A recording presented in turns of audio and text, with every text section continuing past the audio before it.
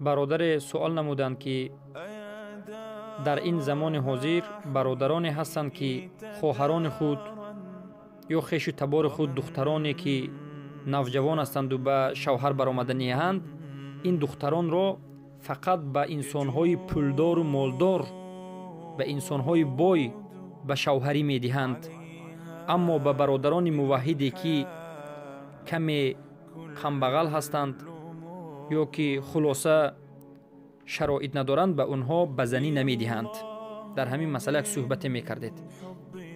البته این یک مصیبت است و این از سبب نبودن علم است.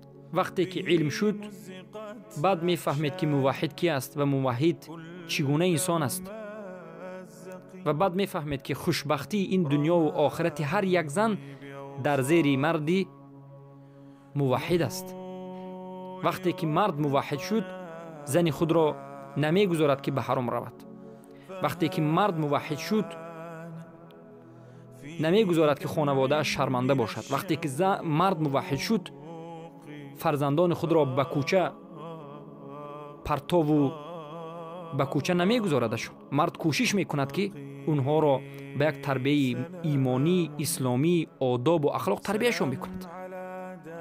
اما افسوس که امروز برادران ما دخترداران، فرزندداران، دختران خود را همیشه کوشش میکنند به خواستگاران پولدار و مالدار و مبلغدار بزنی بدهند. من البته خودم چقدر مشاهد هستم، چقدر شاهد هستم که بهترین دخترها را به بدترین جوانانی که پول دارند میدهند و بعد از 1 سال یا 2 سال میبینید که این جوان که توحید نداشت، این جوان که بیدین بود، ضعیف الایمان بود، این دختری یک زیبای موحده پاک دامن را طلاق داده است. در جای دیگر میبینید که یک انسان دختر خودش را به یک فاسق، یک مرد جوان فاسق به زنی داده است. این مرد به بالای این دختر زنا میکند و البته این دختر همیشه گریان و نالان است. و البته این به نهایت جای تأسف است که برادران ما به خاطر دنیا همین عمل را انجام میدهند. و بسیار چقدر برادران موحد را من میبینم و همه شما هم شاید ببینید، چقدر برادرای بهترین، خاکسار، متواضع، برادرانی که از قرآن و سنت با خبرند، عمومی مسئله اساسیش موحدند، الله را شناختند، رسول الله را شناختند، پاکی این دنیا را شناختند. و البته زندگیشون البته حرام نیست، فقیر بد هم نیستند، زندگی میکنند، لیکن زندگیشون نه اونقدر بای و بدولت و میلیون ها، بلکه یک آدم عادی زندگی میکنند. به اینها برادران حتی دختر خود را هم نمیدهند. چقدر برادران از همین جهت از دخترهای موحده دور است، از زن موحدگیری دور است و چقدر برادر و بیزن است. و البته این بینها جای تأسف است و بینها جای شرم است. به همه برادرانی که فرزندان دارند، دخترها دارند، فرزندان دختر دارند، نصیحت میکنم که برادران عزیز، خوشبختی دختر شما در نزد همان مرد است که این مرد موحد باشد. چرا که موحد قدر زندگی را میداند، موحد شرمداری را میداند، موحد غیرت را میداند، موحد خودش و اهل عائله‌اش را میخواد که از جنت باشد و همین موحد است و غیر موحد این عقیده را ندارد. موحد کسی است که به بالای زنش زنا نمی کند.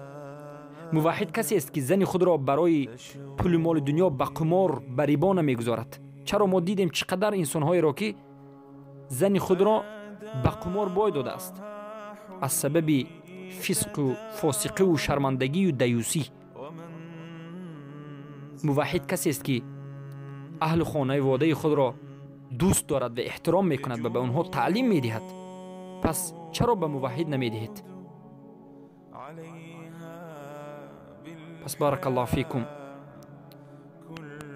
تأمل بکنید و بیاندیشید و بدانید که رسول اکرم صلی الله علیه و سلم میگن تنکه المرأة لأربع لمالها ولجمالها و لنسبها فرفت بذات الدین تربت یدک لدینها فرفت بذات الدین تربت یدک.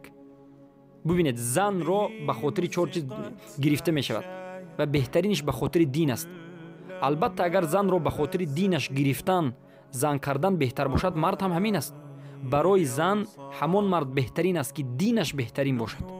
مرد اگر دینش بهترین باشد، دینش قوی باشد، موحد باشد، این مرد در حقیقت روزی از روزها بای می شود. هیچ روز فقیر و گدا نخواهد شد.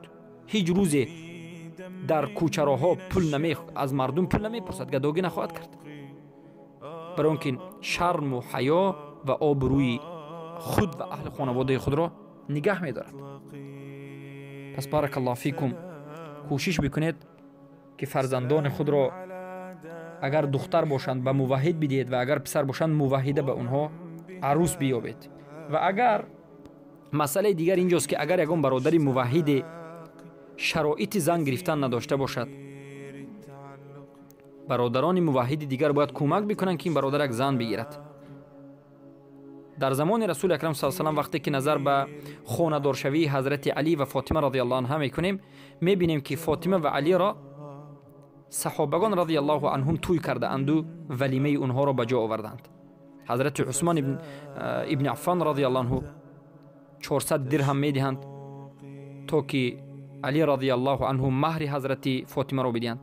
حضرت ابوبکر صدیق، حضرت عمر بن الخطاب رضی الله عنه و دیگر صحابگان کمک میکنند تا که حضرت علی به فاطمه خانه‌دار شوند. امروز ما هم باید یک دیگریمان را دست بگیریم. رسول اکرم صلی الله علیه و آله میگن المؤمن للمؤمن كالبنيان و يشد بعضه بعضا. مؤمن برای مؤمن به مانند یک بنا هست که بعضیش را این بنا میدارد.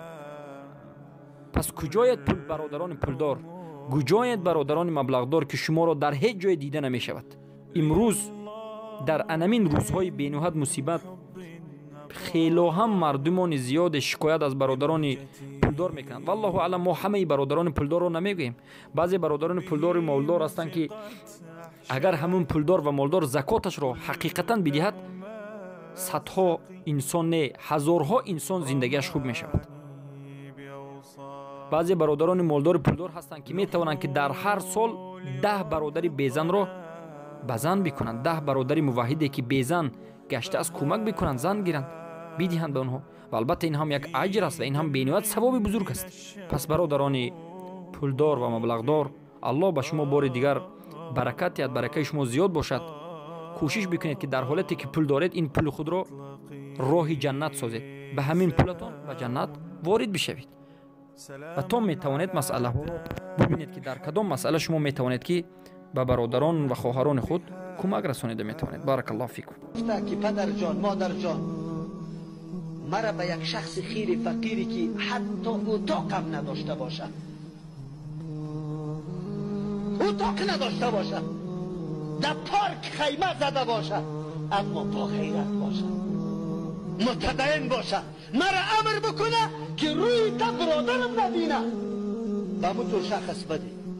من الحمدلله عزت دارم، برای من عزتم کافی است. صحابه اینطور نبودن، نه زندگی مرفه داشتن، نه موترهای لوکس داشتن، نه بیلدینگای خیلی چندین منزل داشتن و نه وزارت ها و ریاست ها داشتن. خب مردم با غیرت و با عفت و با حشمت بود. الله عزت برشان داده. کجا رفته است؟ ما کجا کوچ کرده؟ آخر زمان است. اعمال انسان یقین بر الله بکو به مردم پیش میشیره، یاد داشته باشی. آخر زمان است. آنقدر از احتیاط کار بگیره که هیچ پرسان نکو. یقین بر الله بکنی ایتو اعمال ما پس در روی مردم کشانده شود که مردم برات بگه که یک سی تو نیست.